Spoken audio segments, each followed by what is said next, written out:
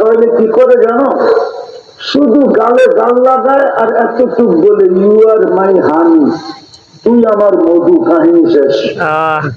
না ফুল, না হোটেলে খাওয়ানো, না পার্সেল দেওয়া। ওরা ফুলও দেয়, লয়া যায় মোটর সাইকেলে বয়া দূর দূর কালকিনি যায় যাতে কেউ না চিনে, ঠিক না? হ্যাঁ, নাইলে চলা যায় এখান দিয়ে কাছে আছে, জানি গোর নদী, ঠিক না? হোটেলেও খাওয়ায়, আবার পার্সেলও দেয়, পারে না কলিজা ভুনা করে খাওয়ায় দিতে। তারপরে একটার চেহারা কয় না যে চেক খায় না। আমার চশমা কিন্তু দুইটা, একটা না, আরেকটা অপারেশন করে ভিতরে লাগানো আছে। আমি ওলিও না, আবার একবারে খালিও না, কিন্তু আমি অহংকার করে বলতেছি না, দুনিয়ায় নবীদের কবরের চিহ্ন আছে, চিহ্নিত আছে, আর আমি দেখি না, এরকম হয় নাই।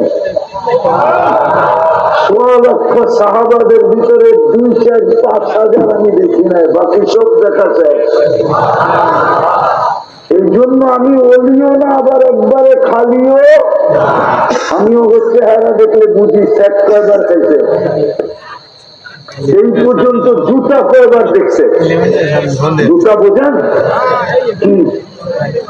বারবার তাকাইলে জুতা দেখা যায়, বারবার তাকাচ্ছি, তোর মাবুন নাই, ওরা বারবার তাকায়, তো আগের থেকে জুতা খুলা কয়েকবারে সাইজ, আবার মাঝে মাঝে কয়েকবারে সবকরা বাড়িতে পাঠায় না, রাগ হয়ে গেল।